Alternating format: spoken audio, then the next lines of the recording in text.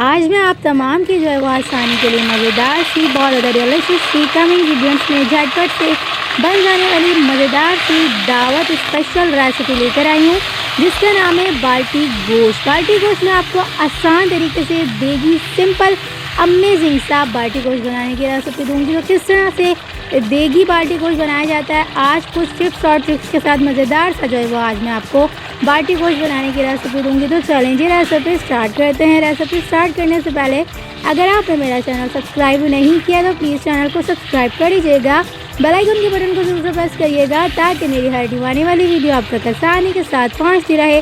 और recipe start करने से पहले आपको बताती चलूँ, ये इतना अमेजिंग सा जो है वो बाल्टी गोश्त बन के रेडी होता है कि शादियों में भी बहुत ज़्यादा अमेजिंग तरह से कुछ लोग जो है वो इसे ज़रूर से अपने मेन्यू में रखते हैं और ये बहुत ही ज़्यादा डिलीशियस सा बन के रेडी होता है। तो सेम आज मैं आपको देगी स्टाइल में मज़ेदार सा जो है वो देगी बाल्टी गोश्त बनाने की रेसिपी देने जा रही हूँ। तो रेसिपी को आपने जो है वो अंत तक लाजमी से देखना है। तो चलें जी रेसिपी स्टार्ट करते हैं। बिस्मिल्लाहिर्रहमानिर्रहीम।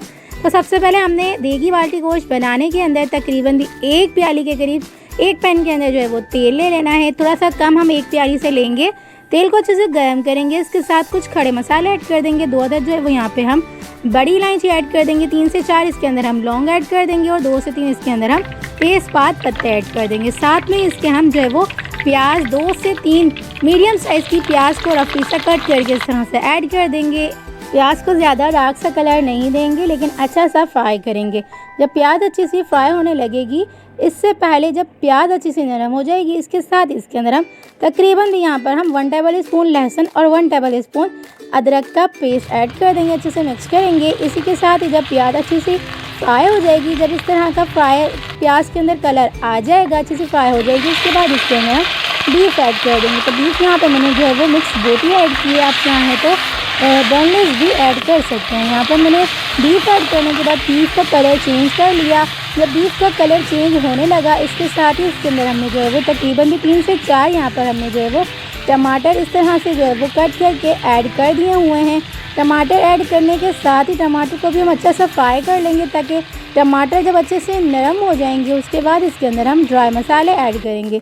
तो टमाटर को भी हम तकरीबन 5 मिनट तक अच्छा सा फ्राई करेंगे। और ये तमाम काम हमने जो है वो फुल फ्लेम पे किया है, क्योंकि तमाम चीज़ें यानी कि जब हम फ्राई करते हैं गोश्त को और जो है वो अच्छा सा इसका कलर चेंज करते हैं, इसकी स्मेल ख़त्म करते हैं, तो ये तमाम प्रोसेस जो है वो फुल फ्लेम पे ही किया जाता है। तो टमाटर का जो है वो अच्छे से टमाटर नरम हो चुके हुए हैं और टमाटर का जो है वो पेस्ट अच्छा सा जो है वो बीफ के अंदर जा चुका है। तमाम मसालों ने अच्छा सा जो है वो एक ग्रेवी बना ली हुई है गोश्त के अंदर। तो अब हम इस स्टेज के ऊपर इसमें कुछ ड्राई मसाले ऐड कर देंगे। 1 टीस्पून यहाँ पे हम हल्दी पाउडर ऐड कर देंगे। यहाँ पर हम 1 टेबल स्पून भर के धनिया पाउडर ऐड कर देंगे।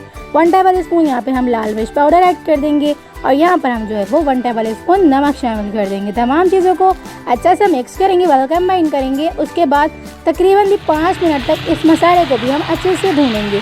जब मसाला अच्छे से भून जाएगा और तेल अच्छे से ऊपर आ जाएगा, इसके बाद इसके अंदर हम पानी ऐड करके तकरीबन 20 से हम जो है वो 30 से 35 मिनट तक अच्छे से कुक होने के लिए छोड़ देंगे। क्योंकि हमने जो है वो ½ kg में ये गोश्त बना कर रेडी किया, तो इसे हम ज़्यादा देर नहीं गलाएंगे क्योंकि ये बहुत ज़्यादा जल्दी से गल जाएगा। क्योंकि बोटियाँ जो है वो नॉर्मल साइज़ ज़्यादा बड़ी जो है वो बोटियाँ होंगी, तो इसे हम तकरीबन 45 मिनट के लिए जो है वो देगची में छोड़ देंगे, यानी कि गलने के लिए। तो मसाला हमारा अच्छे से भुन चुका हुआ है, तेल अच्छे से ऊपर आ गया था। इसके बाद इसके अंदर हमने तकरीबन 3 गिलास के करीब पानी ऐड कर देंगे। ढक्कन बंद करके अच्छे से जो है वो कुक होने के लिए छोड़ देंगे। अगर आप इस स्टेज पे प्रेशर कुकर में बनाना चाह रहे हैं तो आप इसके अंदर सिर्फ 1 गिलास पानी ऐड करिएगा और तकरीबन 15 मिनट के लिए इसे अच्छे से कुक कर लीजिएगा। बेहतरीन सा आपका जो है वो गोश्त अच्छे से गल जाएगा। लेकिन हमने देगची में बना के रेडी किया, तो इसलिए हमने 35 मिनट के दौरान यानी कि 35 मिनट्स में जो है हमने इसे अच्छा सा कुक कर लिया। तो 35 मिनट पूरे जो है वो हो चुके हुए हैं और देख सकते हैं आप ढक्कन बंद करके और मीडियम टू लो फ्लेम पे अच्छा सा कुक करने से हमारा जो है वो गोश्त अच्छे से गल चुका हुआ है। तो थोड़ा बहुत पानी रह चुका हुआ है, इसे हम फुल फ्लेम करके कुछ मसाले लास्ट में ऐड करने के बाद जो है वो अच्छा सा भून लेंगे। तो जब हमारा थोड़ा बहुत इस तरह का पानी रह जाएगा, तो इस स्टेज पे आके हम इसमें तकरीबन भी 5 से 6 टेबल स्पून यहाँ पे हम जो है वो दही शामिल कर देंगे। दही शामिल करने के बाद फ्लेम को हम फुल कर देंगे। उसके बाद दही को अच्छे से मिक्स करेंगे। फुल फ्लेम करके हम तमाम मसाले को भी अच्छे से भून लेंगे, तमाम दही के पानी को भी, और इसका जो थोड़ा बहुत पानी रह गया था उसे भी हम अच्छे से ड्राई कर लेंगे। तो यहाँ पर हम लास्ट में तकरीबन 1 टीस्पून यहाँ पे हम गरम मसाला पाउडर ऐड कर देंगे। अच्छे से मिक्स करेंगे, तमाम मसाले को अच्छा सा भून लेंगे। फुल फ्लेम पे अच्छा सा भूनने से इस तरह से हमारा जो है वो तमाम पानी अच्छे से ड्राई हो जाएगा, दही का भी और जो है वो बीफ के अंदर जो थोड़ा बहुत पानी रह गया था वो भी। तो देख सकते हैं आप तमाम पानी जो है अच्छा सा ड्राई हो चुका हुआ है। मसाले को हम अच्छे से भून लेंगे। तो हमने मीडियम टू लो फ्लेम कर दिए, फुल फ्लेम पे हमारा तमाम काम हो चुका है। तो इस स्टेज पे आके हमने फ्लेम को जो है वो मीडियम टू लो कर देना है। इसके बाद इसके अंदर हम इस तरह से कुछ जो है वो बारीक चॉप की हुई हरी मिर्चें ऐड कर देंगे, 2 से 3 इस तरह से हम लंबाई में, यानी कि साबित जो है वो हम इसके अंदर हरी मिर्चें ऐड कर देंगे।